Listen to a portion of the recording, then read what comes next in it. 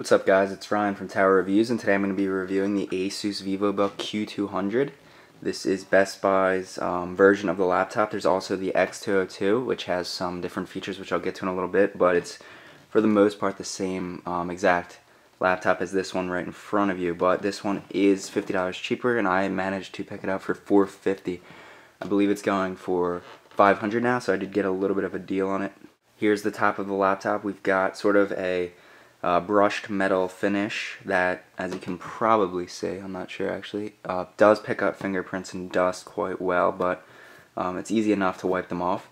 We've got the Asus logo, which is rather shiny right there, and then across the front of the device, or the laptop, there is a plastic edge, which I suspect is for the Wi-Fi antenna. If we look at the bottom, you can see the back of the hinge, which I'll take a look at once we open it a little bit better. On the right hand side of the laptop, we've got a card reader. It is a 2-in-1 card reader, so yeah, that works with standard SD cards. We've got the headphone slash mic input, and then we've got one USB 2.0 right there and a VGA port, which is kind of odd to be included in a laptop of this size. I wouldn't expect to see that, but it is there. Then on the left side we've got Ethernet, which sort of has a little door that flips down. There is the power adapter, or the power port for charging. We've got HDMI full size, which is also very nice to see on this laptop. And we've got one USB 3.0, another USB 2.0, and the Kensington lock. So that's 3 USB ports. So we've got quite a bit of ports on this ultra portable laptop, which is definitely very nice. We have no optical drive, of course, which I would not have expected to see. Then on the front we have nothing, as it sort of wedges down. If you look at the side, you can see that it gets a lot thinner. There's no room for anything really. On the back you do have access to change out RAM and things of that nature. You just have a couple screws, and you can see here we've got the Windows 8 logo. We've got some rubber stoppers here for gripping on tables, and some vents. So right now it's off. We're going to go ahead and boot it up to start off and see the boot time. Now this does have the 2nd generation Core i3, so that's not the newest generation, unfortunately. That does come in the X202, so that's something to consider. And it doesn't have SSD. It has a 500 gigabyte, 5400 RPM, just standard standard drive, which really I can't complain with in boot up times and stuff like that.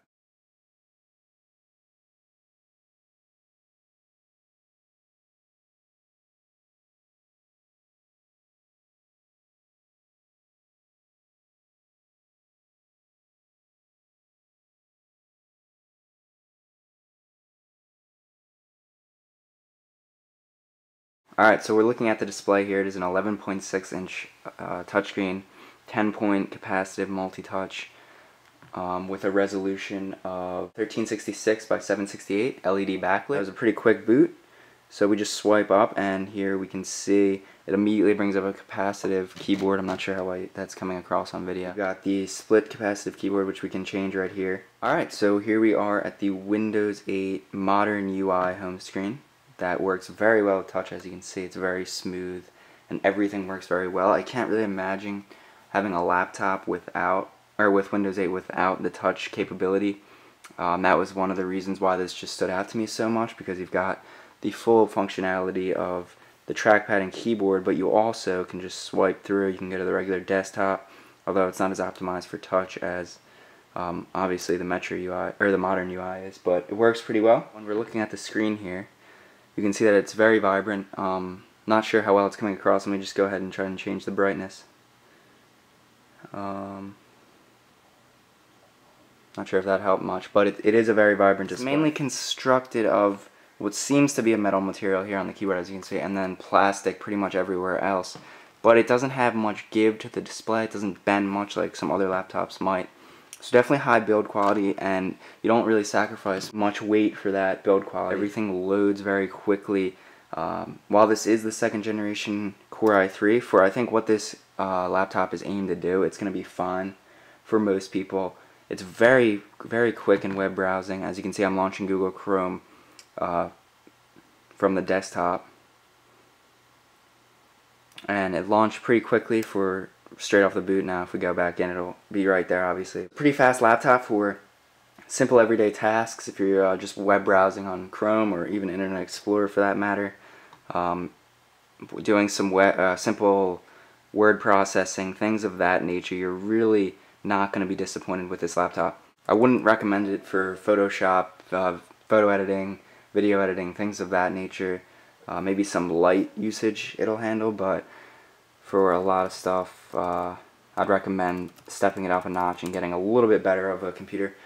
So the overall experience of Windows 8 has been pretty positive. It can be somewhat cumbersome to find some apps when you first start out, but if you go down here you can see all the apps, which in my opinion isn't the best way of viewing apps. It's just sort of like a list view.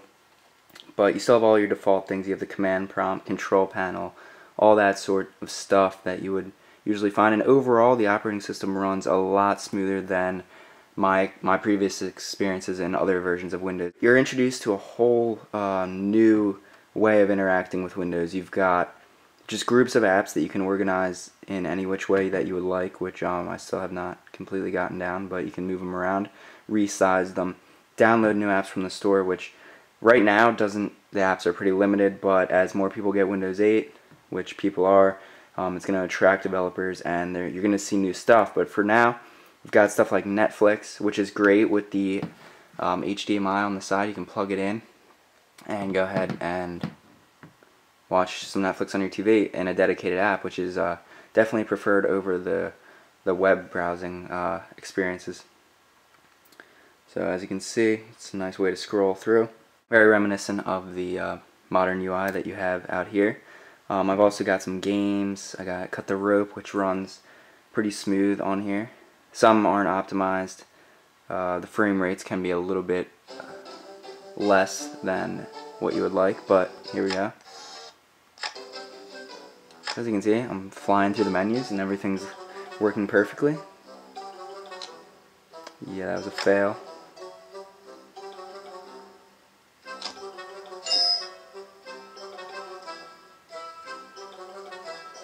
I don't know. Alright, so that was just a quick demo of Cut the Rope. That's really all I wanted to talk about in terms of the operating system. Everything runs well. You've got multitasking. You've got all the stuff that you've probably already seen. Let's just try to bring something over here.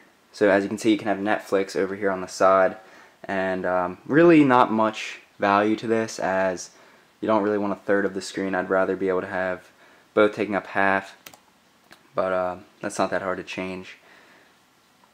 So if we talk about the actual hardware interacting with this software, the laptop overall runs pretty quietly. I'm not sure if you can hear. It does have the fan on a lot of the time, but it's a consistent fan, which I like. I don't like fans that constantly are going on and off. I find that a lot more annoying than just a consistent sound, which is definitely what you get with this laptop. It doesn't get very hot. That's again attributed to the relatively light processor, which is the Core i3. Runs pretty quietly and cool. Battery life, I've gotten around 3 to 4 hours with medium usage, I would say. So battery life is pretty impressive. Alright, so let's go ahead and talk about the trackpad, which is definitely multi-touch, as you can see there. So you can scroll through Windows 8 like that. You can also pinch to zoom if we go into Internet Explorer on my channel. You can see it's relatively smooth. So overall, it's a pretty good trackpad. I've noticed when you try to do more precise movement that takes a little bit slower movement of the finger, your finger can jump at times, depending on, you know, like level of cleanness of your hand, I guess you would say. Like right now, it seems to be very smooth, but it can change at times. But overall, I think it's a pretty good trackpad for this level of computer. It definitely, just by looking at the size of it, you can tell there are no actual buttons on it. Despite seeing this line here, that's actually completely smooth. So you can right click, and yeah, it's basically like sort of like a MacBook's trackpad. This also enables gestures. If you use one finger, you can swipe throughout your apps, which can get annoying at times. I've found myself using the side of the trackpad, and I'll switch through apps, but I'm sure it can be disabled in the settings. This is the maximum fold it goes. As you can see there, the hinge is maxed out, which I can't complain too much about because it is such a low-end price point laptop, but it would have been nice to see it flip back and give you more use of the touchscreen. But you definitely can still use it, and you're going to want to use it in this particular setting. If we talk about the keyboard, I really do like this keyboard. It is an 11.6 inch laptop, so it is very small, but it's a nice keyboard. It has nice haptic feedback. Buttons are always responsive. I can type very fast on this with, right out of the gate, very little usage of it. I was able to feel at home on this keyboard. One thing that I don't really like about it is that you have to hold the function key to adjust volume and commands up at the top. I would have liked to have just seen the ability to press. Overall, it's just a very highly portable machine, 3 pounds, so as you can see I can easily hold it in one hand, and it's just a nice laptop for many different uses: media consumption, portability, if you're going to be taking it around to class or really wherever. It's a great pick up and go laptop, or even just sit at home and consume some media, even create. You also have a camera right there, so let's go ahead and look at that quality. It's not the greatest, but in good lighting you'll be able to pick up some good quality. What's up guys, it's Ryan from Tower Reviews, and today we're going to be doing a drop and water test. It's definitely very clear, crisp audio. So overall, I would definitely recommend this laptop to really anyone. This laptop definitely has many different uses for many different people. So again, there's other versions of the VivoBook line. There's the X202 and other versions that the screen actually comes off and flips all the way around. So you might want to look at those first. Comment below what you guys think about this product. Ask me any questions you have about it if I forgot anything in the review. Also, like the video if you liked it, and subscribe for more content. Thanks for watching.